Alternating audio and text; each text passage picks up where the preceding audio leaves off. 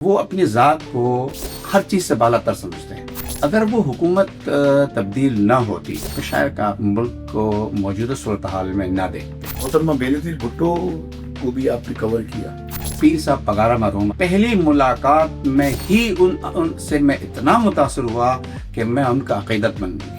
MQM سے جو چیز آئے نا بس وہ فائل کر دو، دوستی سے دشمنی 1000 درجہ بہتر ہے۔ محترمہ بینظیر بھٹو مرحومہ کے حوالے سے میرے اندر ایک مثبت رائے نہیں تھی۔ محترمہ بینظیر بھٹو کی جو حکومت بنی تھی، پہلی حکومت، اس کو بنانے میں مولانا کا کردار تھا۔ اس نے کہا ناصر صاحب آپ لوگوں کا تعلق پرنٹ میڈیا سے، میں بالکل چونک گیا۔ پہلی ملاقات ہے اس خاتون سے، اس کو یہ بھی یاد ہے کہ یہ پرنٹ میڈیا سے تعلق رکھتے ہیں۔ کراچی کی آبادی پر جو باتیں ہوتی ہے کہ کم گنا گیا، 90 کی نشست سمیت 6 نشستیں جیت گئی تھیں، لیکن وہی MQM نے ان سے زبردستی جو ہے نا بالکل وہ چھین لی۔ میں کہتا ہوں 2023 میں کراچی کے ساتھ فائدہ ہوا۔ کراچی کے مسائل ہیں بالکل، جو انکار کرے گا اس کو اندھا ہی کہہ سکتے ہیں۔ پیپلز پارٹی کوئی اچھا کام بھی کرے تو لوگ اس پہ بھی اس کو 2-4 سناتے ہیں۔ حافظ نعیم صاحب جب چلے گئے، اوپر چلے گئے نا، وہ جو توانا آواز تھی وہ اب نہیں رہی ہے۔ اپنی ناکامیوں کو چھپانے کے لیے نیا آئیڈیا لے کے آتا ہے، پرسنٹیج زیادہ کرنے کے چکر میں وہ پورے پولنگ اسٹیشن ہائی جیک کرتی تھی۔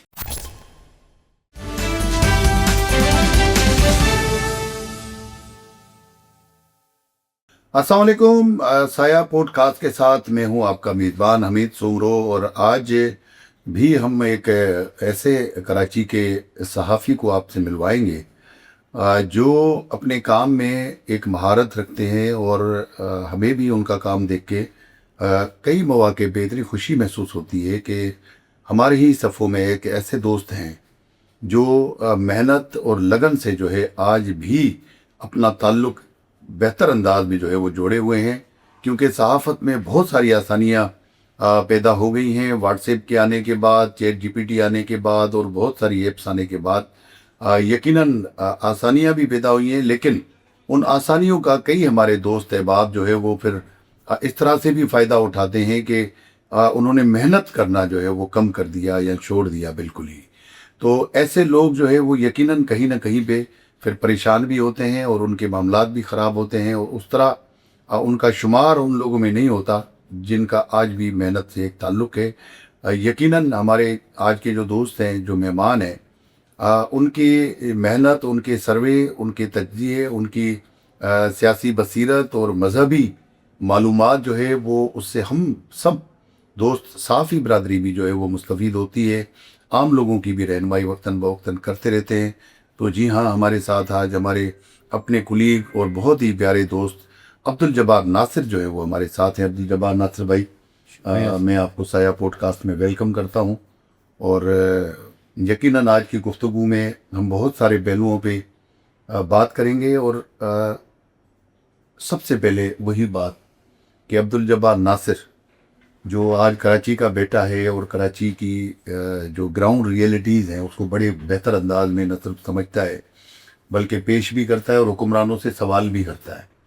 تو وہ عبدالجبار ناصر جو گلگت کی گلیوں سے یا گلگت کے ماحول سے وہ یہاں کراچی پہنچا، تو اس کی کس طرح تربیت ہوئی، کس طرح تعلیم حاصل کی، اور صحافت میں آپ کیسے آئے؟ بسم اللہ الرحمن الرحیم۔ سب سے پہلے تو سمرو صاحب آپ کا بہت بہت شکریہ، اور جیسے میں نے پہلے بھی آپ سے کئی مرتبہ عرض کیا کہ مجھے آپ کا اس ادارے کو تو ایک بہت زیادہ خوشی ہوئی ہے، کیونکہ بہت محدود وسائل کے ساتھ اور بہت کم عرصے میں آپ نے اچھی جگہ بنائی ہے۔ ہماری دعا ہے کہ اللہ تعالیٰ مزید کامیابی اور کامرانیوں سے نوازے۔ آمین۔ اصل میں دوستوں کو اس طرح سیلف میڈ ہو کر آگے بڑھنے میں خوشی محسوس ہوتی ہے، اور سارے دوستوں کو یہ کوشش کرنی چاہیے۔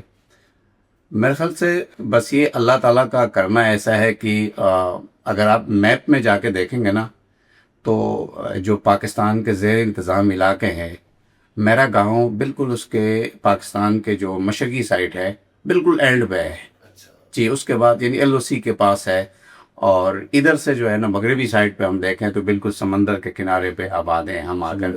تو قدرت کا یہ نظام تھا وہاں سے۔ میرا آبائی جو تعلق ہے میرے وہاں ہے گلگت بلتستان کا جو ضلع استور ہے، اس کی ایک دور دراز ہے، LOC سے منسلک وادی ہے، وادی گریز کا بڑی حسین وادی ہے۔ آج کل آپ نے دیکھا بڑی زیادہ لوگ سیاحوں کا رخ ہوتا ہے وہاں پر، منی مرگ کے نام سے بڑی خوبصورت جگہ ہے، اور تو وہاں سے تھا، اور یہ بنیادی طور پہ یہ علاقہ بھی ریاست جموں و کشمیر کا جو حصہ ہے، اور میرا جو اپنا آبائی علاقہ ہے وہ بنیادی طور پہ جغرافیائی طور پر بھی جو ہے نا وہ ریاست جموں و کشمیر کا حصہ رہا ہے 47 سے پہلے، اور اب بھی اس تنازع میں ہے۔ تو وہاں سے جو میرے ڈاکومنٹس میں وہ 70 میری 5 پیدائش ہے، لیکن مجھے جو آئیڈیا ہے چیزوں کا، جو میرے والدین، اس میں لکھنے لکھانے کا تو رواج تھا نہیں، اور جو میرے والدین نے مجھے واقعات بتائے، یا جو اس وقت کی جب میں نے تھوڑی سی تحقیق کرنے کی کوشش کی کہ جناب کیا، مجھے لگ رہا ہے کہ 73 کے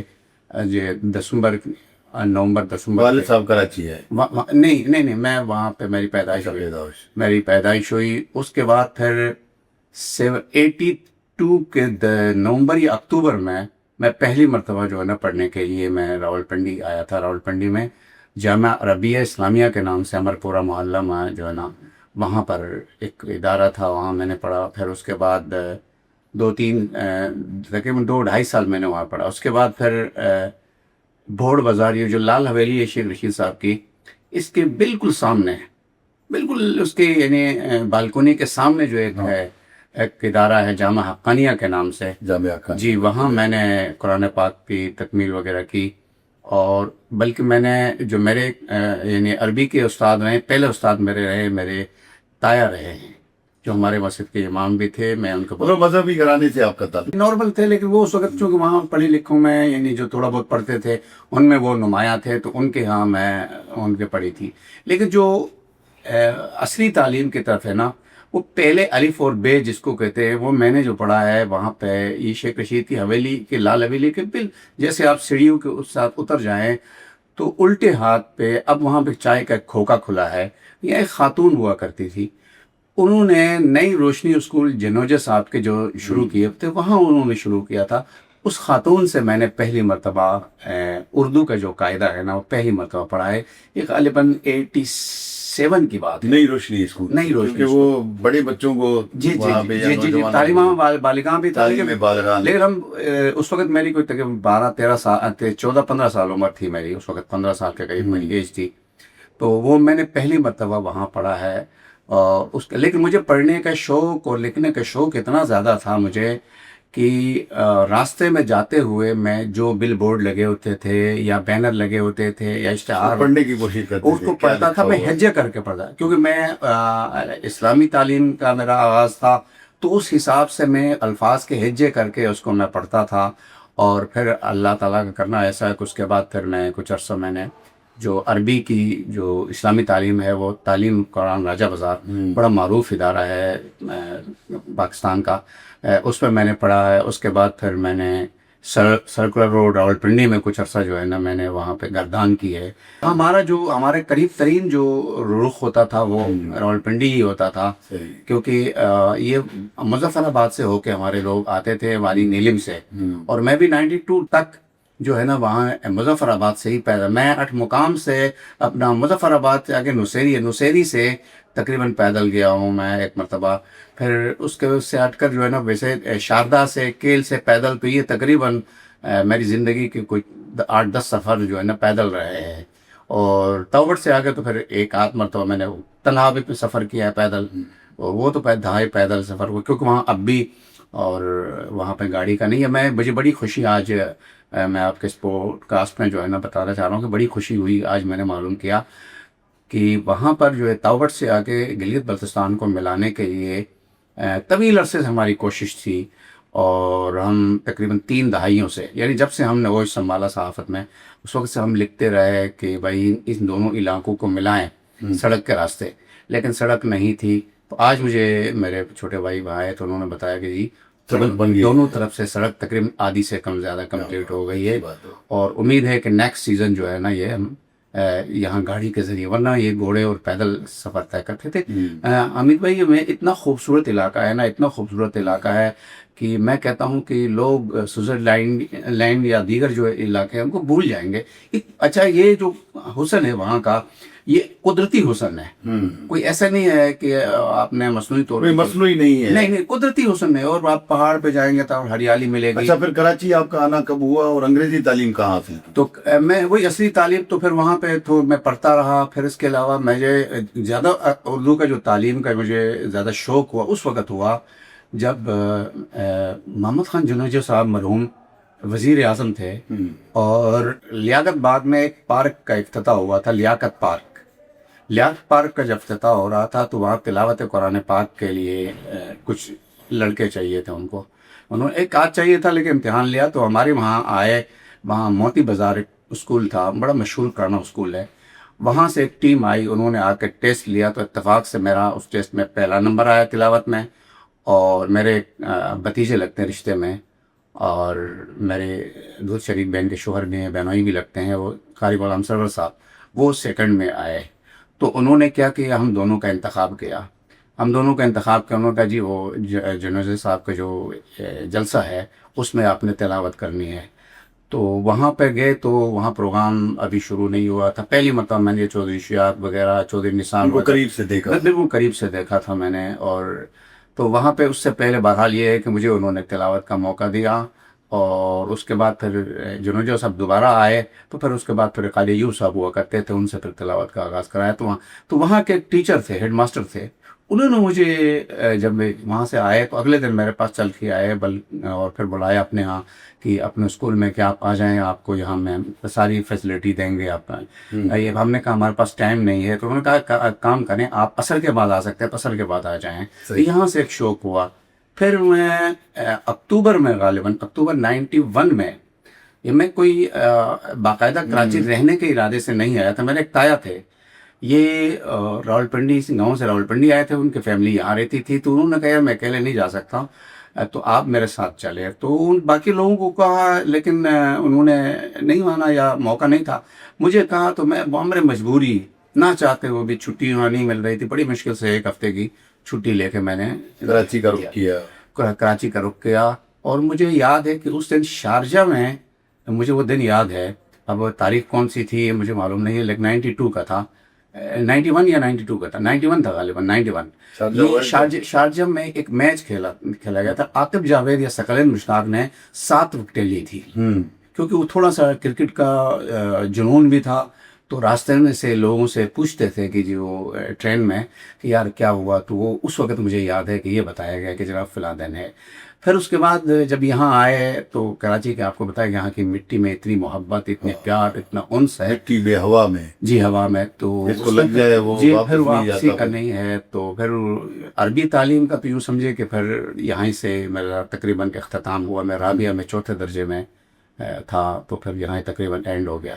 اس کے بعد پھر میں نے اردو کی طرف جو عصری تعلیم ہے اس کی طرف رخ کیا. میں پرائیویٹ میں پڑھتا رہا، اور اس کے بعد پھر میں امتحان بھی پرائیویٹ میٹرک کا دیا. پھر اس کے بعد انٹر کا دیا. پھر بی اے کا جو ہے نا یہاں پہ ہوا. تو پھر اس کے بعد کچھ حادثات ہوئے ایسے کہ پھر آگے جاری رکھنا کافی مشکل ہو گیا. تو میں صحافت میں آپ کو میں نے بتایا کہ صحافت میں آنے کا یہ تھا کہ میرا رجحان پڑھنے کا بہت زیادہ تھا، لکھنے پڑھنے کا بہت زیادہ شوق تھا. میں ڈائری ریگولر لکھتا تھا. اور اس کے بعد پھر بڑھ گیا.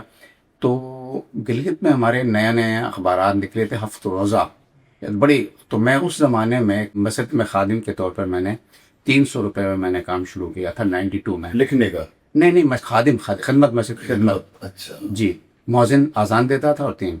پھر اس کے ساتھ 300 روپے مزید ملے تو مجھے ایک ظہر کے بعد پڑھانے کا تھا ایک ٹائم کا بچوں کو.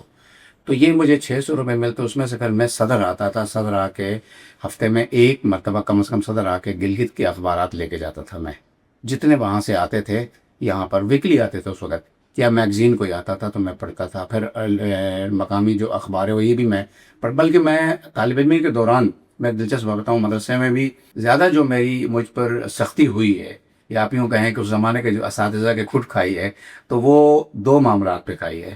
ایک تو جیسے چھپ کے اخبار پڑھنے پر، کیونکہ تھوڑا سا رواج نہیں تھا اخبار پڑھنے کا، منع کرتے تھے دینی تعلیم. اور دوسرا جو ہے نا فجر کے بعد سونے پر.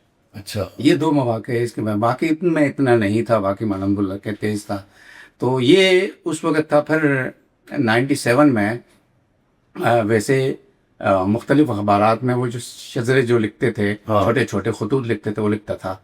نومبر 97 میں پہلی مرتبہ میں باقاعدہ طور پر اس فیلڈ میں قدم میں نے رکھا. اساس اخبار اور لشکر اخبار جو ہوتا تھا، آج کل بھی ان کا دفتر غالباً ریگل چوک پہ ہے، تو وہاں پہ میں نے ان سے شروع کیا. اس کے بعد پھر NNI ہو گیا.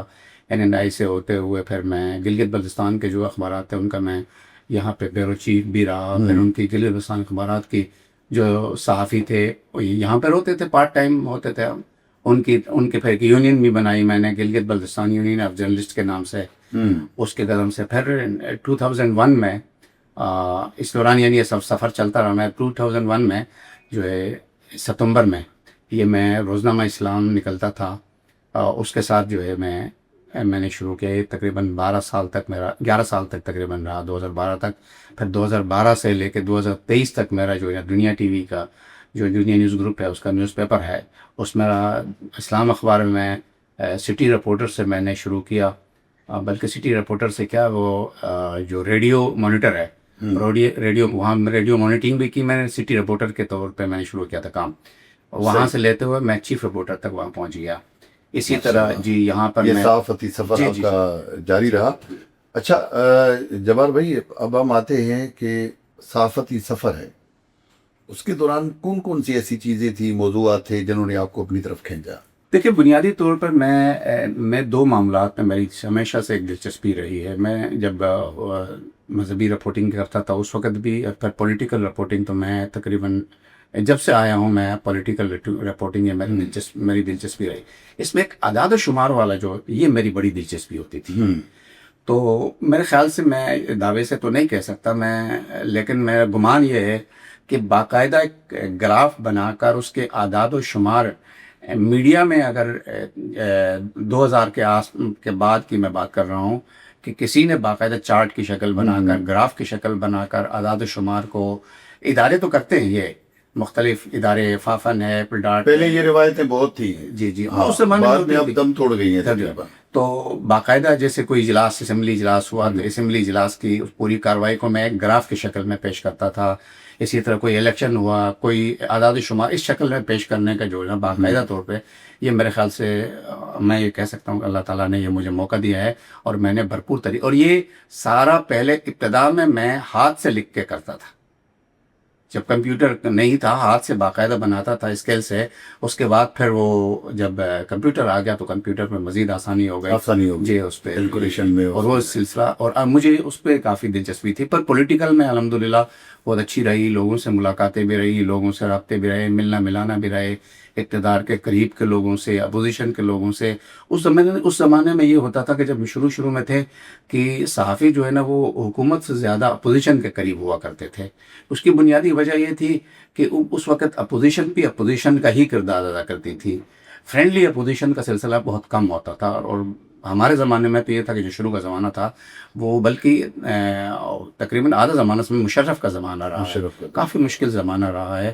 تو اس وقت کافی وہ جو ہمیں مشکلات بھی ہوتی تھی اور دلچسپی سے کام بھی کرتے تھے. لیکن ایک چیز میں نے یہ محسوس کی ہے کہ جو آج کل چھوٹی چھوٹی بات میں پکڑ گرفت تھی، یہ والا سلسلہ اس طرح نہیں ہوتا تھا. اور ہاں ایک ضرور تھا کہ اس زمانے میں کہ فرض کر لیں کہ اگر کوئی مسئلہ ہوتا تو کہتے تھے یار کوئی ادارہ اٹھا لے، کوئی پرواہ نہیں، مسئلہ کچھ بھی نہیں ہے، بس یہ بھائی لوگ سے مراد MKM ہوتی تھی، ان سے بچ کے رہو.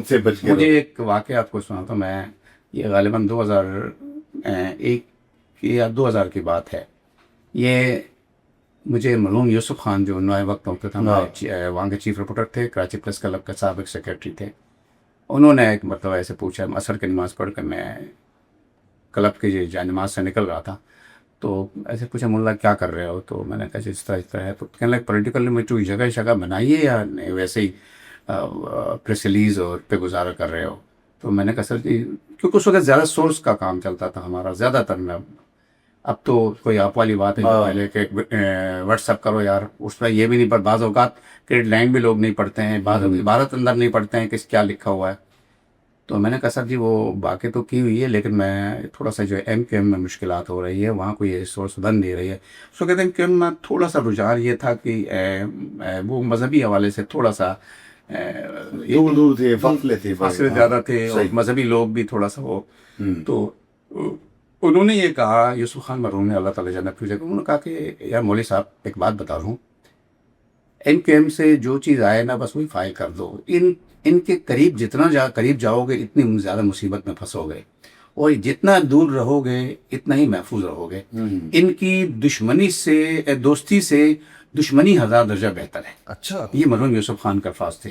اور یقین کریں میں نے وہ بات ان کے ذہن میں، اور بات میں نے خود دیکھا، اپنی آنکھوں سے دیکھا، اپنے سامنے دیکھا کہ جو بہت زیادہ قریب ہوتے تھے ان کی ساتھ جو سلوک ہم نے دیکھا وہ ہم آج بھی کہاں پھٹتے ہیں. کس طرح کا؟ کیا کوئی ان کے ساتھ تضحیق ہوتا تھے، ان کے ساتھ وہ سلوک، یہ روز آئے رہتے ہیں یار ان کا چھوڑو، ان کا کیا ہے، بالکل ایک عجیب سا سلوک ہوتا تھا.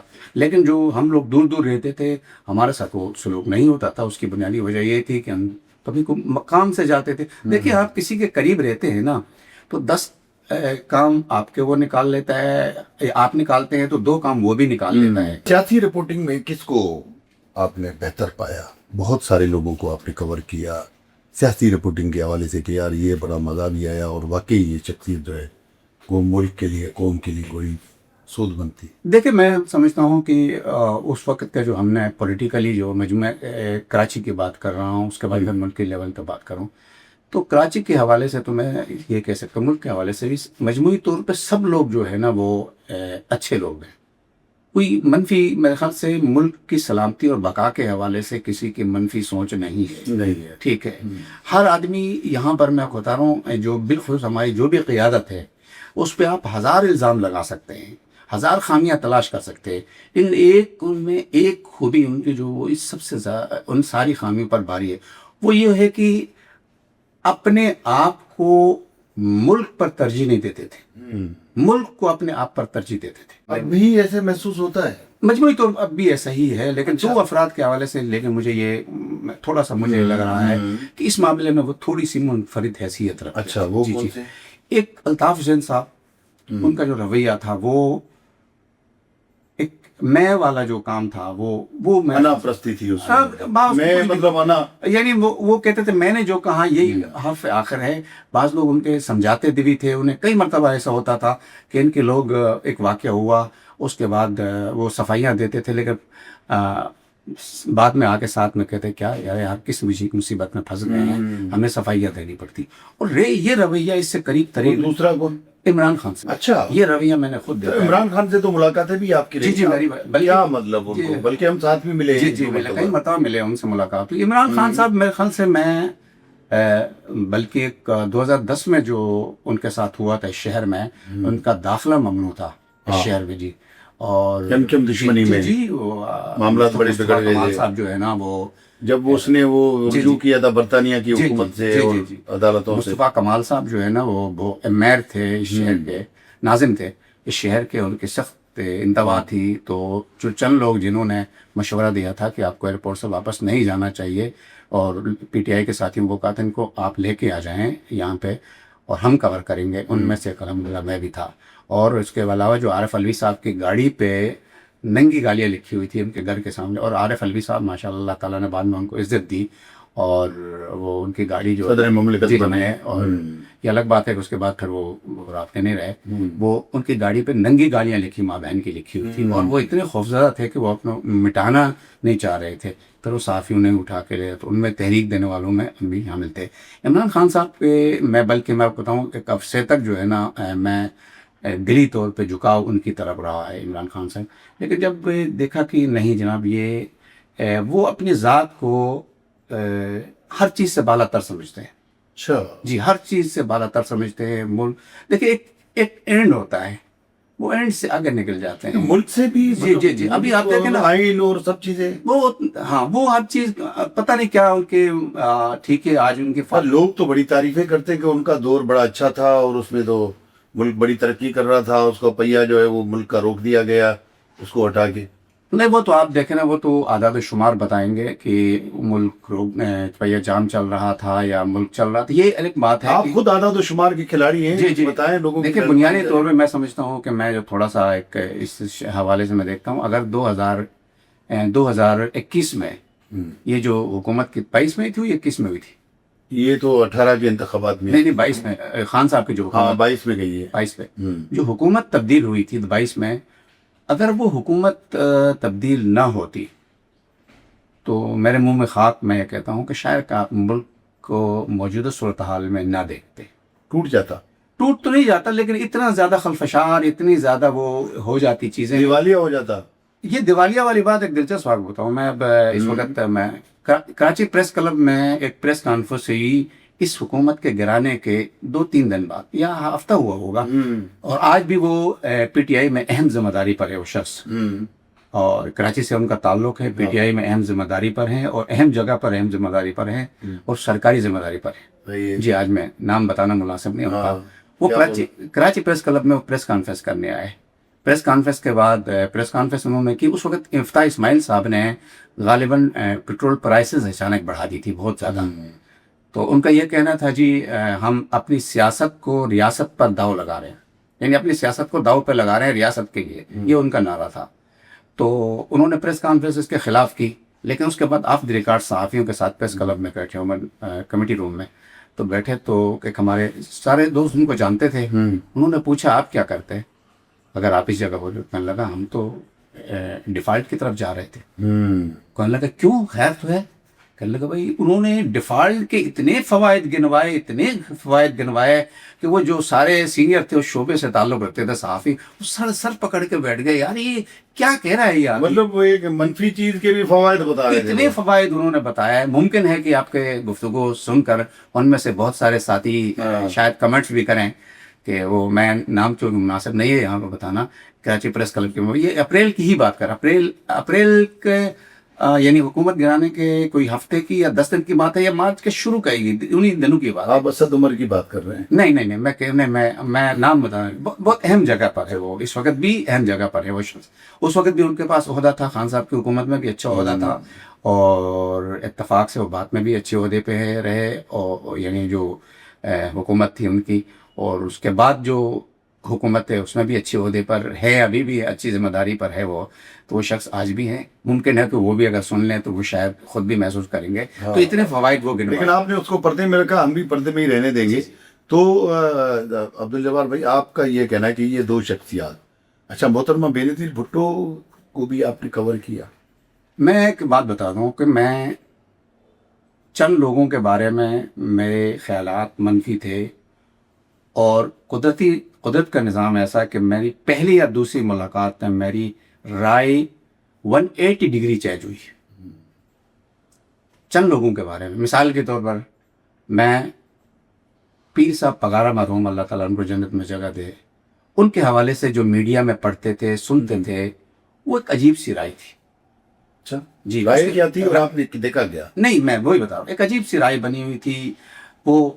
لیکن جب میں ان سے ملا تو پہلی ملاقات میں ہی ان سے میں اتنا متاثر ہوا کہ میں ان کا عقیدت مند بن گیا. اور آج تک میں ان کا مرید بن گئے. جی، میں مرید بن گیا، ان کا میں عقیدت بن گیا. اسی طرح محترمہ بے نظیر بھٹو مرحومہ کے حوالے سے ایک میرے اندر ایک مثبت رائے نہیں تھی. مذہبی لوگ تھوڑا سا وہ جی رائے نہیں تھی کہ پڑھا بھی تھا ہم نے، پولیٹیکل بھی تھوڑا سا دیکھا تھا. اور پہلی میں رائے میں اس وقت تک، جب تک ان سے ذاتی میری ملاقات نہیں ہوئی، اس وقت تک میری رائے میں تبدیلی نہیں آئی. اس میں ہوا یہ کہ میں میری 4 مرتبہ جو ہے نا، 3 مرتبہ بائی فیس ملاقات ہوئی ہے، اور 1 مرتبہ ٹیلی فون میں میرا ان کا سوال جواب ہوا. بس وہ منور سہروردی نے مرحوم نے کراچی پریس کلب میں آن لائن ایک پریس کانفرنس رکھی تھی، اس میں ہوا تھا.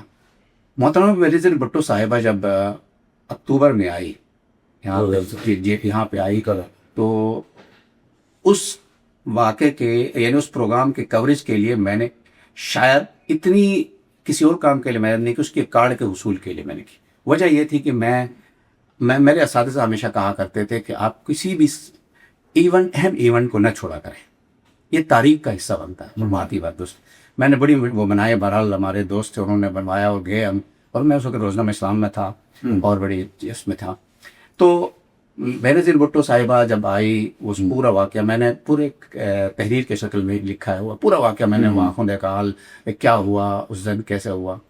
اگلے دن پریس کانفرنس تھی ان کی، اس پریس کانفرنس میں جو ہے نا ہم گئے بہرحال، اور بڑی دکم پہل ہوئی، بہت دکم پہل ہوئی اس دن.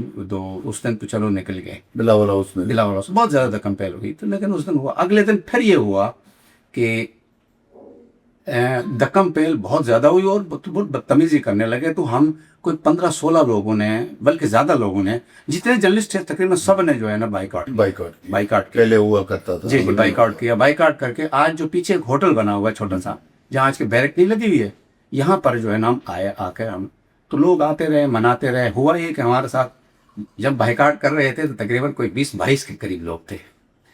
تو اب ایک سینئر جو تھا وہ گیا، پھر میں معلوم کر لیتا ہوں کیا پوزیشن ہے. وہ گیا تو وہ میں نام اس میں سے عالم گل بہت آیا، بیشتر بھی حیات ہے ایک دو کے علاوہ. نہیں بتاؤ نام. نہیں دوست ہیں آصف، ٹھیک ہے. تو جب وہ واپس گئے، وہ نہیں آئے، واپس نہیں آئے، جو جا رہا تھا واپس نہیں آ رہا تھا. ان کو دیکھ کے دو اور چلے کرتے آخر میں ہم بالکل نوزائیدہ قسم کے لوگ جو نئے تھے، وہ 7-8 جس میں سے ہمارے کراچی پریس کلب کے موجودہ جوائنٹ سیکریٹری ہیں فاروق سمی، یہ تھے. ایک تنویر چودھری تھے، آج کل میرے سنا نیوز میں تھے اس وقت وہ، یا کسی ادارے میں امت میں تھے، آج کل میرے خیال سے کینیڈا وغیرہ میں کہیں پہ ہے. یہ امجد چودھری امت والے ان کے چھوٹے بھائی ہیں. اسی طرح 2-4 ساتھی اور بھی تھے، ہم 5-6 رہ گئے. باہر ہمارے اندر کچھ ساتھیوں نے کہا محترمہ سے کہ آپ پریس کانفرنس شروع کریں، اور تو انہوں نے کہا نہیں، باہر اگر ایک آدمی بھی ہوگا تو وہ کیا بات ہے، کیا احترام تھا. اتنے میں جو ہے نا غالباً وقار مہدی صاحب ہمارے دوست ہیں، وہ آئے. انہوں نے کہا یار محترمہ یہاں آنا چاہ رہی ہے. تو میں نے ساتھیوں سے کہا، میں نے کہا حالات خراب ہے، اس خاتون کے لیے خطرہ ہے. تو محترمہ سے میں نے یوں ہاتھ جوڑ کے کہا، میں نے کہا ان سے کہیں غالباً وہ تھے یا مجھے ایک وہ تھے یا وہ غالباً وہی تھے یا فرات اللہ بابر تھے، ان دونوں میں سے کوئی ایک تھا. تو میں نے کہا یار ایک کام کریں، آپ ان سے کہیں کہ وہیں رک جائیں دروازے پہ، ہم آ رہے ہیں. ان ساتھیوں نے جذباتی تھے، انہوں نے کہا نہیں جی. میں نے کہا یار اللہ کے بندو، حالات خراب ہیں، کچھ ہوا تو ساری ذمہ داری ہم. اور اتفاق سے وہاں پر اکثر لوگ وہ تھے جو تھوڑا بہت مذہبی رجحان رکھنے والے ساتھی تھے. جی میں نے کہا یہ وہاں جب گئے تو محترمہ دروازے کے پاس کھڑی تھی نسائی. بہرحال وہ ہمیں لے کے گئے تو بڑی ہم نے شکر ادا کیا. تو ساتھیوں نے مجھے کہا آپ بات کریں. تو میں نے بات کی. تو میں آپ دیکھیں اس خاتون کی نظر کتنی گہری اور بصیرت والی. تو میری ایک عادت ہے، آپ کو بھی پتہ ہے، بعض اوقات لوگ وہ اس بات پہ تھوڑا سا ہمارے دوست ہنسی مذاق بھی کرتے ہیں کہ اپنا تعارف کراتا ہوں، اپنے ادارے کا تعارف کراتا ہوں. تو پہلے دن میں نے اپنا تعارف کرایا تھا اپنے ادارے کے نام سے اور اخبار کے نام سے. تو میں کھڑا ہوا، میں نے کہا محترمہ ہم یہاں آتے ہیں آپ کی پریس کانفرنس، آپ کی دعوت پہ آتے ہیں، کوئی ایسا میکانزم آپ بنائیں کہ تاکہ تذلیل لوگوں کی نہ ہو. تو انہوں نے جو اگلا جملہ ان کا تھا وہ مجھے یوں سمجھے پٹخ دیا، اوپر ٹھاک دیا، میرے بالکل کائے پلٹ دیا. اس نے کہا ناصر صاحب آپ لوگوں کا تعلق پرنٹ میڈیا سے. میں بالکل چونک گیا، پہلی ملاقات ہے اس خاتون سے، اس کو یہ بھی یاد ہے کہ یہ پرنٹ میڈیا سے تعلق رکھتے ہیں. کہنے لگے اصل میں مسئلہ ایک بے نظیر کا مسئلہ نہیں ہے، ایک جو آپ کے بھی چھوٹے چھوٹے بچے ہیں، آپ کے بھی ایک چھوٹا جو روم ہے آج کل بلاول ہاؤس میں اندر ہے غالباً ہے یا اس میں، تو وہاں پہ جو ہے نا ملاقات ہماری ہوئی تھی. تو اس کے بعد پھر میں مطلب وہ آپ کو مکمل جانتی تھی، بالکل جانتی تھی. اور اس کے بعد جب آخری جو ملاقات ہوئی تو انٹرویوز کا سلسلہ شروع ہوا تھا. تو انٹرویوز کا جب سلسلہ شروع ہوا تھا کہ 2-3 ساتھیوں کو بلا کے انٹرویو دیتی تھی، تو میں نے محترمہ سے کہا کہ میں نے کہا ہمیں بھی انٹرویو دیں. تو انہوں نے فرات اللہ بابر صاحب تھے ان کے ساتھ، انہوں نے فرات اللہ بابر سے کہا کہ اب کی مرتبہ جب اسلام آباد سے ہم واپس آ جائیں گے، یہ جس حادثے میں ان کو شہادت ہوئی، اس کے بعد جب واپس آ جائیں گے تو آپ ان کو بھی ایک پینل امتحان دیجیے گا. فرات اللہ بابا نے ڈائری وہ لکھ دی.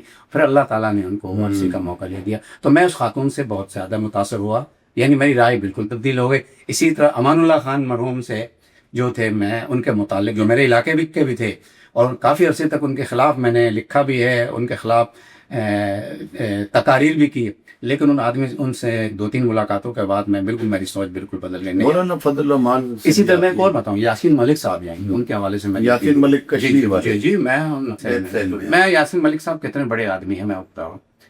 پاکستان کا ایک بہت بڑا نام ہے میڈیا کی دنیا کا. یہ مشرف صاحب کے زمانے میں جب آئے تھے تو ہم چونکہ میرا ریاست جموں و کشمیر سے تعلق ہے، تو اس سے پہلے ایک پروگرام میں میری اور یاسین ملک صاحب کی تھوڑی میں تو بھی ہوئی تھی. اس کے بعد پھر اب چونکہ ہم ریاست کے ہونے کی وجہ سے ہم اپنا حق سمجھتے ہیں ان لوگوں سے جواب طلبی کرنے کا. تو میں پی سی ہوٹل میں ان کے کمرے میں گیا تو ایک صاحب تھے، بہت بڑا نام ہے، اور کہا یہ جاتا ہے کہ اس وقت جو کشمیر کی عادت یہاں آئی تھی، صحافت کے بڑا صحافتی دنیا کے بڑا نام ہے، وہ لانے میں ان کا بڑا کردار تھا. وہ ریئل یاسین ملک صاحب یوں ٹانگیں پھیلا کے جو ہے نا اپنے بیڈ پہ لیٹے ہوئے تھے، یوں پیچھے تکیے رکھے ہوئے تھے، اور وہ ان کے پاؤں کے پاس بالکل ان کے یوں پاؤں پر ہاتھ رکھے بیٹھے تھے. یہ میں نے اپنی آنکھ سے دیکھا ہے، اور اس زمانے میں غالب ممکن ہے اس زمانے کی فوٹیج وجہ غالباً وہ میرے خیال سے میں سمجھتا ہوں کہ اس وقت وہ جو شخصیت تھی وہ کوشش کر رہے تھے کہ مسئلہ کشمیر کسی حد تک جو ہے نا کوئی نہ کوئی اس کا حل نکلے. میں ذاتی طور پہ اس کا یہ میرا ذاتی خیال ہے. تو اس کے پاؤں پہ ہاتھ رکھنے سے کیا ان کو راضی شاید وہ ان کو راضی کر رہے تھے کہ آپ اس معاملے کو حل کرنے کی جانب جائیں، اس پہ راضی کر رہے کون شخص ہیں تھوڑا سا تاکہ وہ بہت بڑی یہ تو حب الوطنی والی بات ہے نا، جی جی بہت بڑا نہیں بس صحافتی کیونکہ یہ ان کا کریڈٹ ہے، یہ تاریخ ہم بہت بڑا نام ہے صحافت کا، ایک بڑا انگریزی صحافت کا ایک بہت بڑا نام ہے، مزید میرے خیال سے مناسب نہیں ہے. نہیں پھر بھی انگریزی صاحب نے بہت بڑا نام ہے، اور بہت بڑی صحافتی دنیا کا ایک بڑا نام ہے. وہ آپ تھوڑے سے چیک کریں گے اس زمانے کے حساب سے کہ کون لایا تھا ان کے ساتھ، کون سرگرم تھے. غوری صاحب تھے، ہیں حبیب غوری صاحب. نہیں وہ صحافت میں میرے استاد ہیں وہ حبیب غوری صاحب. نہیں یہ اوپر کے لیول کے تھے، ایڈیٹر لیول کی، چیف ایڈیٹر لیول کی. چلے ٹھیک ہے، اب جی ہم آگے بڑا بڑھتے نام ہیں. تھے. اچھا، تو مولانا فضل الرحمان سے بھی آپ کی بڑی قربتیں رہی ہیں. ان کو کیا ان کے خلاف منفی پروپیگنڈا ہوتا ہے یا حقیقت ہے کیا ہے کہ بھائی وہ ہمیشہ اقتدار میں رہنا پسند کرتے ہیں، ہمیشہ اپنا موقف جو ہے وہ لچک کو ان کی پیدا ہوتی ہے کہ بھائی جب کچھ نہ ملے تو پھر چیخنا چلانا شروع کرتے ہیں، اس طرح کی باتیں. آپ مولانا صاحب کو کیسا پایا آپ نے؟ لیکن میں مولانا صاحب کو جانتا ہوں، میں ویسے غیبانہ طور پر میں پہلے سے جانتا تھا، یعنی 82 سے جب میں آیا تھا. لیکن میں نے پہلی مرتبہ 89 میں مولانا کو یا 90 میں نے پہلی مرتبہ مولانا سے میری ملاقات، ویسے ایک ملاقات میری وہ ایک حادثاتی ہوئی تھی. وہ ملاقات تو نہیں کہہ سکتے. اسلام آباد میں ایک مظاہرہ ہوا تھا سلمان رشدی کے خلاف، جو ہوا کتاب کے حوالے سے. اس میں کافی لوگ اللہ کو پیارے ہوئے تھے، یہ امریکن کونسل لیڈ میں چاہتے ہوئے. اس دوران جو احتجاج تھا، اس احتجاج میں ہم بھی شریک تھے. تو وہاں پر نواب ذات اللہ نصر اللہ خان مرحوم، قاضی حسین احمد مرحوم، مولانا فضل الرحمان صاحب، مولانا نورانی، شاہ احمد نورانی رحمہ اللہ، یہ سارے جو لوگ جو ہے نا ان کو ہم نے دیکھا تھا. لیکن پہلی مرتبہ میں یہ کہ ہم راولپنڈی میں پڑھتے تھے دارالعلوم میں، مولانا کے حوالے سے ہماری ایک رائے اچھی نہیں تھی، منفی رائے تھی ہماری. تو طے یہ ہوا کہ مولانا جب یہاں پہ آئیں گے تو ہم احتجاج کریں گے، طلباء ہم احتجاج کریں. لیکن ساتھ یہ طے ہوا کہ کوئی پتھراؤ نہیں، کوئی کچھ نہیں کریں، کوئی غالم غلط صرف احتجاج کریں گے. تو اس وقت وہاں پہ جب یہ جمعے کے بعد انہوں نے مظاہرہ کرنا تھا، اس مظاہرے کے بعد رفار چوک جانا تھا. جیسے ان کی گاڑی آئی تو گاڑی پہ مولانا بیٹھے تھے. تو اس زمانے میں یہ پجیرو نئی آئی تھی، تو کسی کے پاس تھی، اس گاڑی پہ بیٹھے.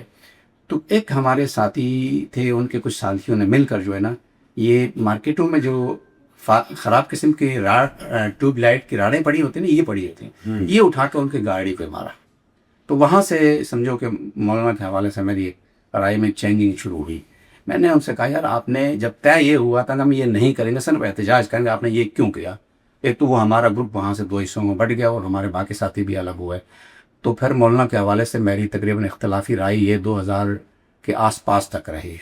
اور ملاقاتیں میں آپ کو دلچسپ بتا دوں کہ میرے خلاف جو ہے نا روزنامہ اسلام میں جب میں تھا تو اس وقت میں یہی ہوتا تھا جو جس سے لوگ ناراض ہو رہے تھے آپ سے، میں صحیح چیزیں لکھتا تھا. تو جے وائی نے 2 مرتبہ میرے خلاف درخواست دی تھی، اس لیے کہ جے وائی نے کراچی نے کہ جی ان کو نکالا جائے، یہ جو ہے نا ہمارے خلاف رپورٹنگ کرتے ہیں وغیرہ وغیرہ، اس طرح کا تھا ان کا. لیکن بعد میں پھر وہ مولانا سے میرا بہت الحمدللہ بہت قریبی تعلق رہا، رابطہ بھی رہا، آج بھی ہے الحمدللہ. اگرچہ ابھی تھوڑا سا گیپ آیا 20 میں ساتھیوں میں، لیکن ابھی بھی ہے. مولانا کا 2-3 میں بتاؤں، مولانا پر جو الزام ہے کہ یہ حکومت کبھی بھی نہیں رہے، حکومت اس طرح کا، یہ بالکل ایک عجیب سی بات ہے. مثال کے طور پر ضیاء الحق صاحب تھے، ان کے خلاف جو اپوزیشن بنی تھی MRD کی، وہ اس میں شامل ہوتے ہیں. ٹھیک ہے، یہ مولانا کے والد محترم کی میں بات نہیں کر رہا، مولانا کے اپنی ذات کی بات کر رہا ہوں. پھر محترمہ یہ بات بالکل درست ہے کہ محترمہ بینظیر بھٹو کی جو حکومت بنی تھی، پہلی حکومت، اس کو بنانے میں مولانا کا کردار تھا. جی، اس لیے کردار تھا مولانا کا کہ اس وقت پیپلز پارٹی کے پاس پوری تعداد نہیں تھی. اس تعداد کو بالکل جو آج پیپلز پارٹی نے طریقہ اختیار کیا ہوا ہے، مولانا نے بھی وہی طریقہ اختیار کیا، ان کا حمایت تو کی لیکن حکومت میں نہیں بیٹھے. پھر یہ سلسلہ کوئی تقریباً 3-4 مہینے 6 مہینے رہا. اس کے بعد وہ باقاعدہ پھر اپوزیشن میں رہے، پھر نواز شریف کے خلاف اپوزیشن میں رہے، پھر اس کے بعد جو ہے نا محترمہ بینظیر بھٹو مرحومہ کے خلاف پھر اپوزیشن میں رہے. بعد میں یہ حکومت میں پھر مشرف کے دور میں بھی اپوزیشن میں رہے. اس کے بعد پھر اقتدار میں نواز شریف کے ساتھ یہ رہے ہیں، زرداری صاحب کے ساتھ کچھ عرصہ رہے ہیں، اب بھی اپوزیشن میں. یہ ایک کہنے والی باتیں ہیں کہ لوگ اکثر میں یہ سمجھتے ہیں کہ جی آپ اپوزیشن کا مطلب یہ ہوتا ہے کہ آپ ہر چیز پہ جو ہے نا تنقید کریں اور لڑ پڑیں اور بڑھ پڑیں. مولانا اس چیز سے جو ہے نا نہیں کرتے ہیں. وہ کہتے ہیں یار سیاست کی ایک حد ہوتی ہے، اور یہ چیز مرحوم شاہ احمد نورانی رحمہ اللہ میں نے بہت زیادہ دیکھی تھی. وہ کہتے تھے یار ہر معاملے کو آپ انتہا پہ کیوں لے جاتے ہیں، ایک حد پہ رہیں، بس ٹھیک ہے وہاں سے سیاسی ادب و آداب کو ملحوظ خاطر رکھیں. یہی وجہ ہے کہ لوگ ان کو الزام دے. مثال کے طور پہ لوگوں نے یہ کہا کہ جو کشمیر کمیٹی میں رہتے ہیں، کشمیر کمیٹی کا یہ ہے. آج کسی سے ہی پوچھ لیں، آپ نام پوچھ لیں کشمیر کمیٹی کا، آج بھی چیئرمین ہے نا، اس چیئرمین کی نام کیا ہے، نام پتہ نہیں ہوگا. وہ بدنامی زیادہ ہوتی تو اس متحرک چیئرمین. جی متحرک تحریک چیئرمین تھے. میرے خیال سے ان کے بعد شاید کوئی ایسا نہ آیا ہے. دنیا بھر میں گئے میرے خیال، جہاں تک مجھے یاد پڑتا ہے انہوں نے کشمیر کا کیس پیش کیا. جی تو کشمیر کا کیس کو جس حد تک وہ دیکھیے قائمہ کمیٹی ہے. ایک قائمہ کمیٹی کیا کر سکتی ہے؟ آپ پارلیمانی رپورٹر رہے، آپ بہت اچھی طرح جانتے ہیں کسی اسمبلی میں پارلیمانی کمیٹیاں بنی ہوتی ہیں، وہ کیا کردار ہے، چیئرمین کیا کر سکتا ہے؟ اتنا ہی وہ کردار وہ ادا کرتے رہے ہیں.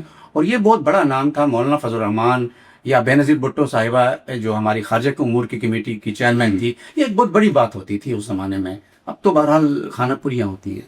اچھا مولانا صاحب، آپ نے الیکشن کمیشن پہ بھی کافی کام کیا ہے. الیکشن کمیشن ہمارا جو پاکستان کا الیکشن کا پورا پروسیس ہے، اس کو کس طرح سمرائز کریں گے؟ مطمئن ہے نہیں ہے کیا ہے؟ کیونکہ بڑے سوالات اٹھتے ہیں کہ یار آج تک یہ شفاف انتخابات نہیں کرا سکا ہے ملک میں. دیکھیں اس میں الیکشن کمیشن کو 2 حصوں میں بانٹتا ہوں. ایک میں بانٹتا ہوں 2018 سے پہلے، ایک ہے 2018 سے اب تک کا. میں نے 99 میں پہلی الیکشن جو کور کیا ہے میں نے باقاعدہ طور پر 99 میں نومبر میں گلگت میں الیکشن ہوئے تھے. پہلا الیکشن میرا وہ تھا، میں نے وہ کور کیا تھا. اس زمانے میں بھی دھاندلی ہوتی تھی، یہ نہیں کہ ایسا نہیں ہوتی تھی. ہوتا یہ تھا کسی 2 حلقوں میں کہیں ہو گئی، کہیں پہ جو ہے کسی نے ڈبہ اضافی پولنگ اسٹیشن پہ گاؤں میں ہو گئی، یا ایک امیدوار کو چھلی چھوٹ دی گئی چند علاقوں میں، جتنا وہ کر سکتا تھا کر لیا. اور چونکہ میں اس لیے تھوڑی وضاحت اس لیے کرتا ہوں کہ آپ کو علم بھی ہے، آپ کچھ سمجھتے بھی ہیں کہ میں بہت ڈیپلی کور کرتا ہوں، بہت نچلی سطح پہ جا کے میں کور کرتا ہوں چیزوں کو. تو اس وقت یہ ہوتی تھی. پھر کراچی میں یہ ہوتا تھا، کراچی میں MQM جیتتی تھی، لیکن ہوتا یہ تھا کہ وہ اپنی زیادہ سے زیادہ ووٹ بڑھانے کے چکر میں، اپنی پرسنٹیج زیادہ کرنے کے چکر میں وہ پورے پولنگ اسٹیشن ہائی جیک کرتی تھی. ریئل بھی اگر پولنگ ہوتی نا، صحیح پولنگ بھی ہوتی، تو جیتنا انہوں نے ہی تھا. ایک آدھ سیٹ کے علاوہ انہوں نے ہی جیتنا ہوتا تھا. اور یہ جو کراچی میں سیٹیں چھینی جاتی تھی، یہ صوبائی میں 3-4 سیٹیں ہوتی تھی میکسیمم، اور قومی میں 102 سیٹیں چھینی جاتی تھی، باقی انہی کی ہوتی تھی. لیکن چونکہ وہ زیادہ ٹھپے لگاتے تھے، اس لیے اس چکر میں ہوتے تھے کہ جناب ہماری تعداد بہت زیادہ ہو گئی تھی. نمبر لگتا تھا کہ جناب 1 لاکھ اتنا لے لیا جی، فلاں صاحب نے، اسلام نبی صاحب نے 1,30,000 1,80,000. یہ بہت عجیب سے کیفیت چلتی تھی. لیکن 2018 اور اس کے بعد کے الیکشن کے بارے میں کہتا ہوں کہ اس کو الیکشن نہ کہیں. ان دونوں کو کیا کہیں؟ اس کو الیکشن کے علاوہ کوئی اور نام، اگر الیکشن کا بھی ایک طریقہ ہوتا ہے، اس پہ بھی کوئی تھوڑا سا میرٹ کو، کوئی چیزوں کو مد نظر رکھا جائے. یہ پکڑ دکڑ تھی، جس کو جو ہاتھ لگا وہ اٹھا لیا، جس کو نہیں، جن کو جو ہاتھ لگے. یار یہ فارم 45 اور 47 49 یہ پہلے لوگوں کو نہیں، 45 کا تھوڑا بہت پتا ہوتا تھا. یہ باقی جو فارم کا پتہ چلا ہے یہ کیا ہے مولانا؟ یہ نتائج کس طرح تبدیل ہوتے ہیں یا ہو سکتے ہیں؟ 2013 کے الیکشن کا ایک واقعہ بتاؤں میں. 2013 میں اس شہر میں جو تحریک انصاف تھی، 2013 کی میں بات کر رہا ہوں، تقریباً 8 سے 9 صوبائی اور 6 قومی کی نشستیں جیت گئی تھی. 9-0 کی نشست سمیت 6 نشستیں جیت گئی تھی. لیکن وہی ایم کے ایم نے ان سے زبردستی جو ہے نا بالکل وہ چھین لی.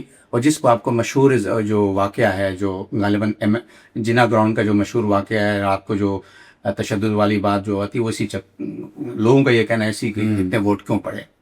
میں جب یہ اعداد و شمار جمع کر رہا تھا، میں دنیا اخبار میں تھا، تو میں اعداد و شمار جمع کر کے جب خبر دینے لگا تھا، میرے عمران بھائی ہمارے چیف رپورٹر تھے، بڑے ماشاء اللہ آدمی، ان کے ذریعے سیکھنے کا بڑا موقع ملتا ہے. تو میں نے کہا عمران بھائی یہ ہوا، اتنے ووٹ پڑے ہیں. بالخصوص میں نے زبیر مرحوم کے کہا، تحریک انصاف کے، میں نے کہا ان کو ملا اتنے ووٹ پر واقع پڑے؟ میں نے کہا بالکل. اچھا، ان کو اتنا تھا کہ ان کو کہ یار یہ جو ڈیٹا اکٹھا کرتا ہے اس میں کوئی وہ چیلنج نہیں کر سکتا ہے. ان کا یہ حیرانگی کی بات.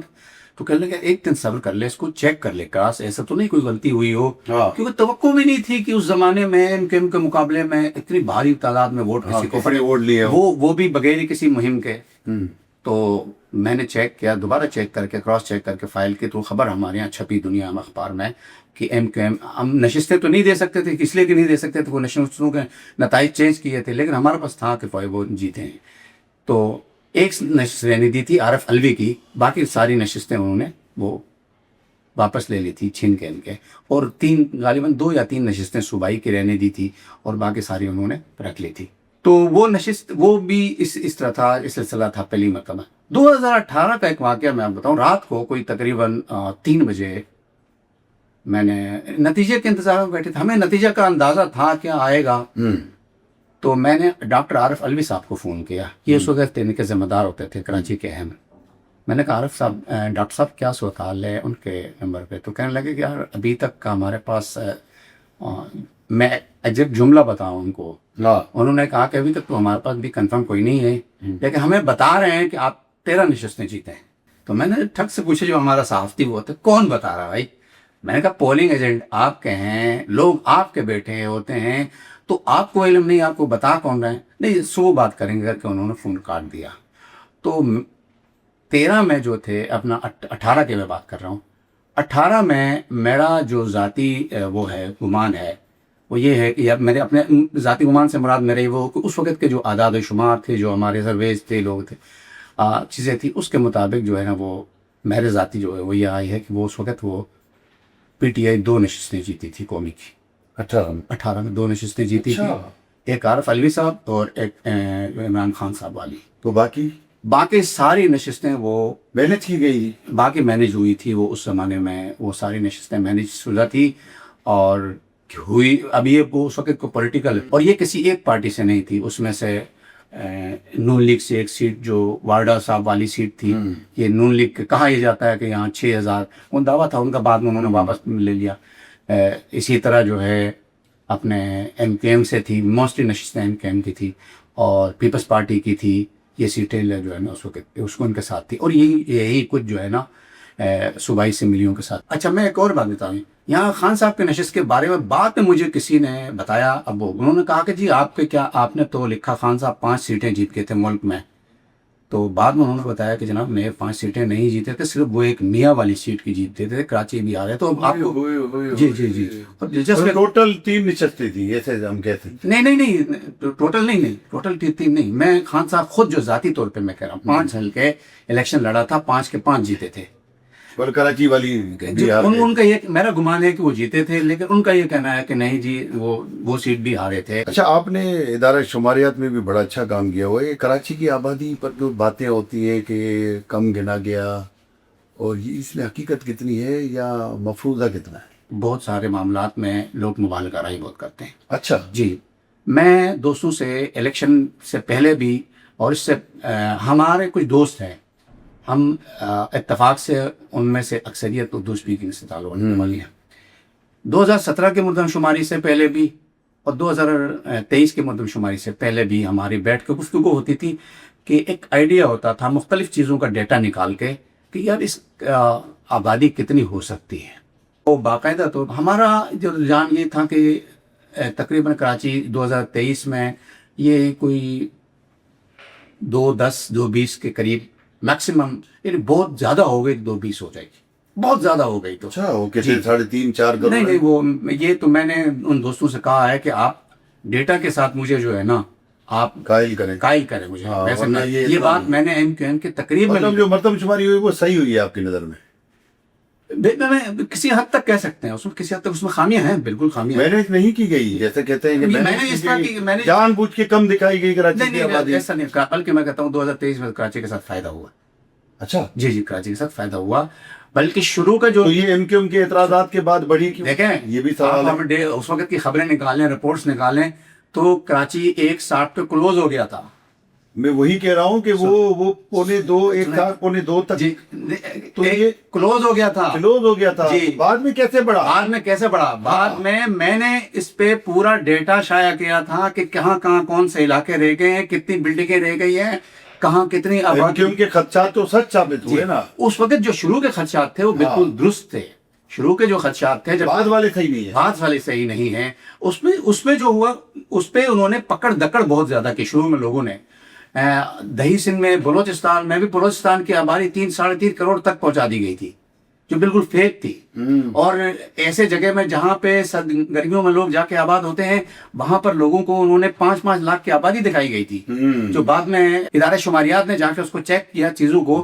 تو ہاں یہ میں نے ضرور ہوا کہ اس وقت صوبوں کی آبادی کو ڈسٹرب اس لیے نہیں کیا گیا کہ اس وقت اگر صوبوں کو آبادی کو ڈسٹرب کرتے تو یہ قومی اسمبلی کی نشستوں کا جو گراف ہے یہ چینج ہو جاتا.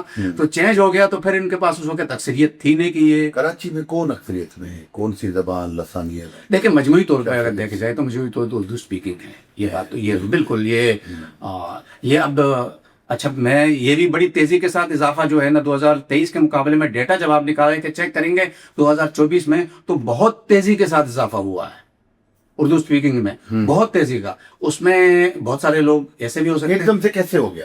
ہاں یہ اس میں بہت ساری توجہات پیش کی. ایک تو یہ کہا جاتا ہے کہ بہت سارے لوگ جو مختلف علاقوں کے ہیں وہ یہاں بیٹھے ہیں تو وہ اپنے آپ کو اردو اسپیکنگ لکھواتے ہیں. میں زبان کے حساب سے بات کر رہا ہوں کہ جو زبان لکھواتے ہیں اپنی مادری زبان، اور یہ بھی ہو سکتا ہے. لیکن اس کے ساتھ ساتھ جو یہاں پہ اب جو اضافہ ہو رہا ہے وہ پشتون تقریباً اسی حساب، لیکن پنجابی میں کمی ہو رہی ہے، سرائکی میں اضافہ ہو رہا ہے. سندھی بیلٹ کے جو دہی جو علاقوں میں بہت اچھی خاصی یہاں پہ آبادی ہے.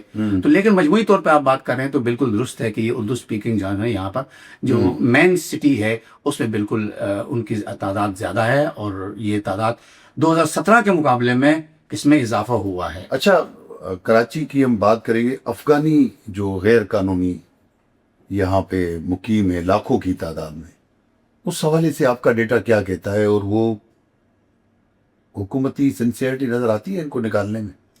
لیکن اگر ہم 2023 سے پہلے کی بات کر لیں تو 2023 سے پہلے واقعی بڑی تعداد یہاں پہ موجود تھی، اور اب میرے خیال سے اچھی خاصی تعداد یہاں سے چلی گئی ہے. لیکن آج بھی بڑی تعداد میں موجود 2 طرح کے لوگ ہیں.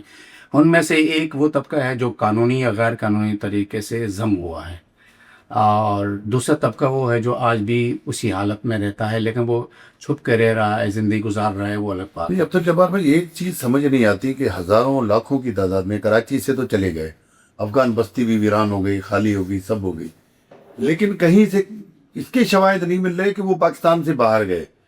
خدشہ یہ ظاہر کیا جا رہا ہے کہ وہ سندھ کے چھوٹے بڑے دیہاتوں میں یا پنجاب سائڈ پہ یا کے پی یا کوئٹہ یا ادھر مطلب ملک کے مختلف شہروں میں وہ چلے گئے، انہوں نے پناہ لے لی ہے یا ضم ہو گئے ہیں یا کیا ہوا ہے، وہ واپس نہیں گئے. نہیں یہ بات دیکھیں یہ بات تو ہوتا ہے. یہ جب بھی اس طرح کی مائیگریشن ہوتی ہے نا، مس مائیگریشن میں اس طرح کا ایرر آ جاتا ہے.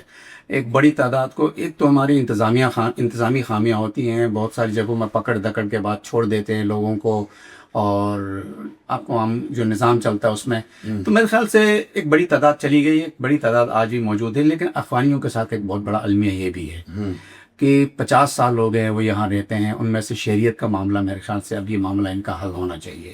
جن کی پیدائش ہونا چاہیے 50 سال سے دیگر ملکوں میں بھی لوگ رہ رہے ہیں، ان کا مسئلہ تو نہیں. بہت سارے ممالک میں سعودی عرب میں لوگ جو ہے چند جو ہے نا اسلامی ممالک کے سوا باقی دنیا میں تو میرے خیال سے ایکسیپٹ کرتے ہیں دنیا. بہرحال یہ الگ ایک بحث ہے، ہاں اس کو یہ ریاستی سطح کے معاملات. جی اس کو کرنا چاہیے. اچھا دوسری چیز مجھے یہ بتائیں کہ کراچی کے مسائل کا آپ کی نظر میں کیا حل ہے؟ کہ جید صاحب کی صحافی کی حیثیت سے آپ کا کیا تجزیہ ہوگا کہ کس طرح کراچی کے مسائل حل ہوں گے، یا مسائل حل ہو رہے ہیں، خواہ کی سیاسی پروپیگنڈا کی جاتی ہے، کیا ہے؟ دیکھ اس میں دو باتیں ہیں. ایک بات تو یہ اپنی جگہ درست ہے کہ کراچی کے مسائل ہیں، بالکل ہیں، اس کو کوئی انکار نہیں کر سکتے، اور جو انکار کرے گا اس کو اندھا ہی کہہ سکتے ہیں. بالکل. اور دوسری بات پیپلز پارٹی کے لیے المیہ یہ ہے کہ پیپلز پارٹی اس وقت اتنی بدنام ہو چکی ہے، ان کی اپنی کمزوری کہیں یا لوگوں کی ان سے دشمنی کہیں، دشمنی ہے کہ پیپلز پارٹی کوئی اچھا کام بھی کرے تو لوگ اس پہ بھی اس کو دو چار سنا دیں.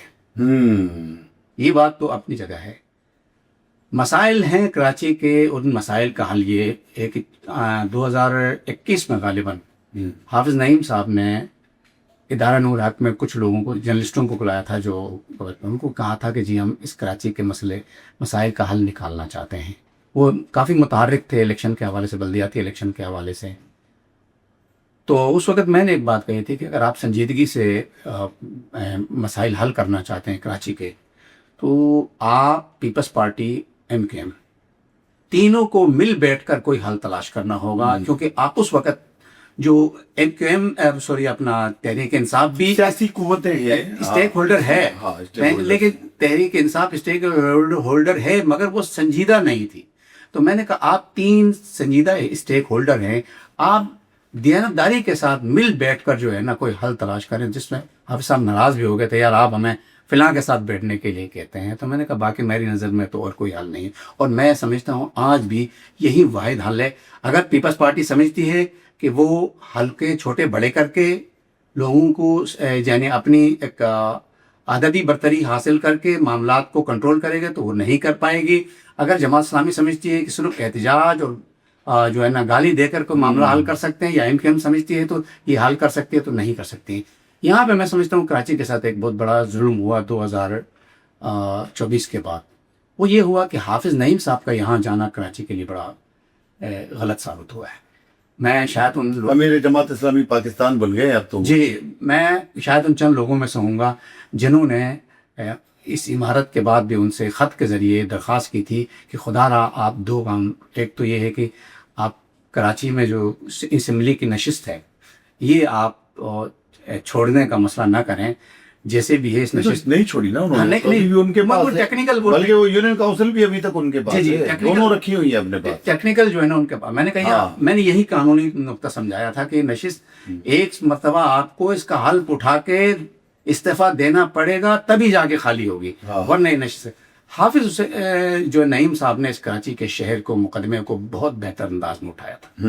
یہ الگ بات ہے کہ کراچی کے لوگوں کی حمایت ان کے ساتھ نہیں رہی ہے، بلدیات میں تھوڑی سر جھکاؤ ان کی طرف رہا. اسی طرح جو ہے نا صوبائی اسمبلی میں 2000 میں رہا، لیکن بہرحال حصے میں نہیں آیا. حافظ نعیم صاحب جب چلے گئے، اوپر چلے گئے نا، تو وہ جو توانا آواز تھی وہ اب نہیں رہی ہے. کراچی کی توانا آواز بہت بڑی آواز تھی. کراچی کے ساتھ حالیہ دنوں میں جو میں سمجھتا ہوں جماعت اسلامی نے خود یہ ظلم کیا. اچھا عبدالجبار بھائی، اب ہم آتے ہیں اختتام کی طرف، کافی ٹائم بھی ہو گیا ہے. اب مجھے یہ بتائیں، آپ خود مدارس میں پڑھے ہیں، تو یہ مدارس کے خلاف جو باتیں ہوتی ہیں کہ مدارس میں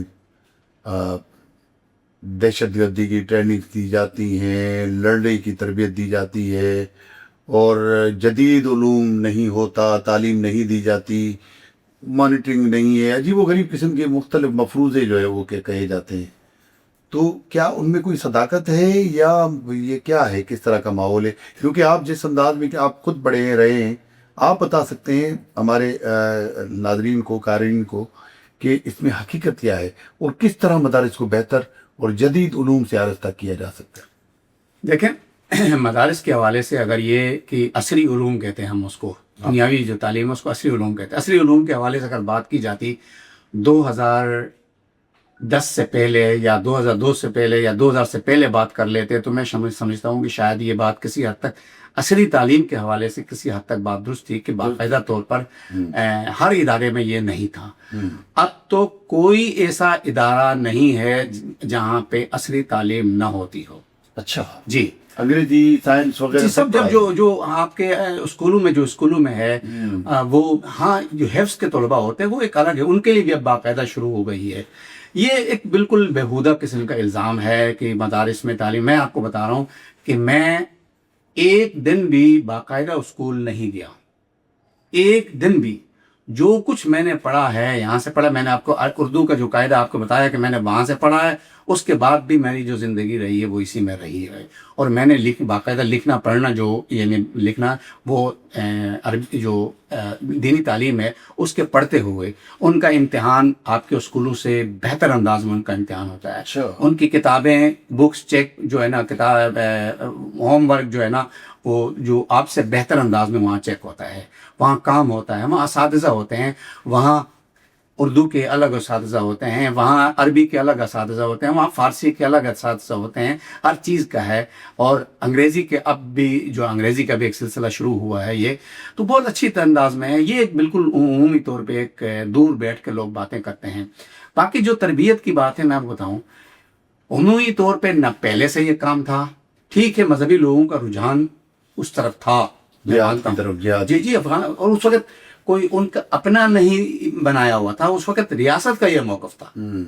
ریاست کا یہ موقف تھا جو آج ریاست کا اسی طرح موقف تھا، اس وقت ایک بڑی تھا. لیکن اس کے باوجود بھی اداروں کی سطح پر کوئی تحریک، کوئی ایسی چیز نہیں تھی. میں آپ کو ایک اور دلچسپ بتاؤں، آج بھی اور اس وقت بھی طالب علم پر سختی تھی کہ وہ کسی بھی پولیٹیکل ایکٹیویٹی میں شامل نہیں ہوگا. تھی اور آج بھی ہے، آج اس سے زیادہ سختی ہے. اچھا، مذہب اور سیاست کو لوگ الگ الگ کرنا چاہتے ہیں. کئی لوگوں کے نظریات بھی یہی ہے کہ یار مذہبی لوگوں کو سیاست میں نہیں آنا چاہیے اور سیاسی لوگوں کو مذہبی معاملات میں نہیں جانا چاہیے. یہ آپ اس پہ کہا جائے. آپ یہ بتائیں کیا یہ دونوں انسان ہیں یا دونوں انسان سے الگ الگ کوئی چیز؟ دونوں انسان ہیں. تو جب ایک انسان ہے تو اور آپ بتائیں بطور مسلمان کیا آپ مذہب سے دور ہو گئے؟ نہیں ہے نا، آپ بھی تو مذہبی ہیں، میں بھی مذہبی ہوں، ہم سب نماز پڑھتے ہیں. تو میرے خیال سے یہ لوگوں کی خامی ہوتی ہے کہ مذہبی لوگوں کو مذہب، ہاں یہ کہ بالکل ایک رہبانیت کی طرف لے جانا کہ جی سیاست چھوڑ دے، بالکل کو نہ کر جا کے ایک جنگل میں بیٹھ جائیں، اس کو رہبانیت کہتے ہیں. اگر کوئی رہبانیت کو مذہبیت کہتا ہے تو میں سمجھتا ہوں یہ حماقت ہے. پیپلز پارٹی کی 18 سالہ کارکردگی پہ کیا کہیں؟ میرے خیال سے بی پی پی پارٹی کو توجہ دینی چاہیے. اور ہمارے اچھے دوست ہیں. مطمئن ہیں آپ بحیثیت صحافی شہری؟ میرے خیال سے اب پیپلز پارٹی کے پاس جواز پیش کرنے کا کی گنجائش نہیں ہے. پہلے یہ ہوتا تھا کہ کبھی ہمارے پاس بلدیاتی حکومت نہیں ہے، کبھی ہمارے پاس صوبائی حکومت نہیں ہے، کبھی ہمارے پاس وفاقی حکومت سپورٹ نہیں کرتی. اب جو ہے نا قانونی ادارے بھی ان کے پاس ہیں، پارلیمانی ادارے بھی ان کے پاس ہیں، بلدیاتی حکومتیں بھی ان کے پاس ہے، صوبائی حکومت بھی ان کے پاس ہے. میرا خیال سے اب پیپلز پارٹی کے پاس ایکسکیوز کا کہ کوئی گنجائش نہیں ہے. پیپلز پارٹی کو اپنی کارکردگی پر توجہ دینی چاہیے. اور آپ پیپلز پارٹی کے لیے آج ہر جگہ جو مسائل کھڑے ہوئے ہیں، اس کھڑے ہونے پر جو سوال اٹھ رہے ہیں، یہ کیوں اٹھ رہے ہیں؟ پیپلز پارٹی کی قیادت کو بڑی سنجیدگی کے ساتھ اس پہ، ہاں یہ ضرور ہے کہ لوگ اب پیپلز پارٹی کو گالی دینا، پیپلز پارٹی کو برا کہنا، یہ بھی فیشن بن چکا ہے. یہ بھی بالکل نہ. میں ابھی ہمارے گلگت میں الیکشن ہوا، دلچسپ بات بتاؤں، گلگت میں الیکشن ہوا تو پیپلز پارٹی کے جو مخالف جو جماعتیں تھیں وہ جیسے نون لیگ کی، وہاں جا کے پنجاب کے کام گنواتی تھی. ایک ہم نے یہ کیا بلکہ ایک عجیب سی بات آپ سے رہا ہوں، وہ یہ ہوتا تھا کہ اگر آپ کو یعنی میرے لیے بڑا حیران کن، میں ان سے لوگوں سے کہتا تھا یہ ہم کراچی کو گالی نہ دیں. وہی کہتے تھے اگر گلگت کو کراچی بنانا ہے تو پیپلز پارٹی کو ووٹ دیں، لاہور بنانا ہے تو جو ہے نا آپ نون لیگ کو ووٹ دے دیں. یہ لوگ کہتے تھے. پیپلز پارٹی اس کو غور کرنا چاہیے کیوں کہتے ہیں لوگ. حالانکہ پیپلز پارٹی گلگت بلتستان میں ریئل جیتی ہے، صحیح جیتی ہے، بالکل ریئل الیکشن ہوا ہے، کوئی گڑبڑ نہیں ہوئی ہے. کشمیر میں نون لیگ جیتی ہے، میرے خیال یہ بھی ریئل، ایک آدھ سیٹ 2-3 سیٹوں کے علاوہ ریئل ہے، کوئی ایسا مسئلہ نہیں ہے، سب ریئل نتائج ہے. ایک آدھ سیٹ پہ ہوتا ہے، گلگت بلتستان میں بھی ایک آدھ سیٹ میں ایسا ہوا ہے پیپلز پارٹی کے ساتھ. وہاں پہ بعد میں وہ معاملہ بھی عدالت پہ چل رہا ہے وہ اس کا. میں ریئل وہاں یہ اس طرح کی داندلی ضرور ہوئی ہوگی کہ آپ کے علاقے میں آپ جب فارم 28 کہتے ہیں آزاد کشمیر میں، فارم 28 نکال کے دیکھیں نا، ایک امیدوار جو پیپلز پارٹی کا ہے اس کے علاقے میں دیکھیں گے تو 90% ووٹ اسی کے حق میں جا رہے ہیں. دوسرے کے حلقے میں جائیں گے دوسرے کے علاقے میں وہاں 90 اس طرح کے تو ہے. اچھا عبدالجبار بھائی، اب ہم آتے ہیں حالیہ صورتحال پہ. یہ سسٹم کی خرابی کی بات کی گئی، داخلہ صاحب کی طرف سے، اور کہا کہ یہ جب ٹھیک ہوگا جب نئے صوبے بنیں گے. عجیب و غریب قسم کی بات، نئی تھیوری چھیڑ دی. دیکھیں میں سمجھتا ہوں کہ ہمارے ہاں ایک المیہ ہے، جب کوئی ناکام ہوتا ہے، کوئی اپنی ناکامی کو چھپانے کے لیے کوئی نیا وہاں پر شور شراب وابلہ کرتا ہے، نیا آئیڈیا لے کے آتا ہے، ان کا مقصد یہ ہوتا ہے کہ اس نئے آئیڈیا کے ذریعے اس کو دبانا ہے. جو صوبوں کے آپ نے بات کی، میں حیران رہ گیا جب میں نے وہ اعداد و شمار دیکھے. میں آپ کو بتاؤں، صوبوں کی جب بات ہوتی، موجودہ آئین کے اندر رہتے ہوئے میں بات کر رہا ہوں، ایک کابینہ لازمی ہے، ٹھیک ہے، ایک سی ایم لازمی ہے، ہاں، ایک اسپیکر لازمی ہے، لازمی ہے، ایک ڈپٹی اسپیکر ہے. صحیح. بلوچستان میں اس جو ایک ڈرافٹ چل رہا ہے، اس ڈرافٹ کی میں بات کر رہا ہوں، اس ڈرافٹ میں 33 صوبوں کی بات کی گئی، وفاق سمیت 33 صوبوں کی بات کی. اس میں بلوچستان میں 8 صوبے بنائے گئے، ٹھیک ہے. ان 8 صوبوں میں 2 صوبے، اچھا اس میں ایک وضاحت یہ بھی لکھی گئی ہے کہ صوبائی اسمبلی کی نشستوں میں کوئی اضافہ نہیں ہوگا، یہی رہیں گی. تو 2 صوبے ایسے ہیں جہاں ٹوٹل 4 نشستیں ہیں. اب اس میں سے آپ وزیر اعلیٰ کس کو بنائیں گے، اسپیکر کس کو بنائیں گے، ڈپٹی اسپیکر کس کو بنائیں گے، اور کابینہ کہاں سے بنے گا؟ مذاق ہے. اچھا اس سے بھی اگلا مذاق دیکھ لیجیے، اس سے بھی اگلا مذاق دیکھ لیجیے کہ 2 صوبے ایسے ہیں جہاں ٹوٹل 3 سیٹیں. ارے اب 3 میں تو پھر میں یہی کہتا ہوں کہ بھائی وزیر اعلیٰ کون بنے گا، وزیر کون بنے گا، اور کابینہ کیسے بنے گا؟ آپ کے سپریم کورٹ کا فیصلہ ہے کہ معاملات جو طے کریں گے، فیصلہ جو کرنے کا اختیار ہے وہ وزیر اعلیٰ کے پاس نہیں ہے، وہ کابینہ کے پاس ہے. کابینہ وزیر کے بغیر بن ہی نہیں سکتی ہے، نہیں بن سکتی ہے. تو یہ اچھا اگر آپ بتائیں ایک کو وزیر اعلیٰ بنائیں، ایک کو اسپیکر بنائیں اسمبلی کا، تو باقی ایک بندہ ہوگا جو ڈپٹی اسپیکر بھی بننا ہے، وہ بھی آئینی ہوگا. ڈپٹی بنائیں گے تو پھر تو کابینہ کے لیے بندے ہی نہیں بندے نہیں بچیں گے. پھر آپ کی پبلک اکاؤنٹس کمیٹی ہے، دیگر چیزیں ہیں، وہ پورا نظام کیسے آپ چلائیں گے، ایوان کیسے چلائیں گے؟ اگر آپ کو حکمران بنایا جائے تو سب سے پہلا کام کیا کرے؟ سب سے پہلا کام جو ہے نا، ہم سب کو اپنی نیت ٹھیک کرنی ہوگی. نیت ٹھیک کرنی ہے. نیت جب تک ہماری ٹھیک نہیں ہوگی، ہم میں سے جو ہے نا کوئی بھی کام نہیں کر سکتا. آپ کتنے ہی اچھے لوگ کیوں نہیں لائیں، ولی اللہ لا کے بٹھا دیں، زمانے کا امام لا کے بٹھا دیں، میرے خیال سے کچھ نہیں ہوگا جب تک نیت صاف نہیں ہوگی ہم سب کی.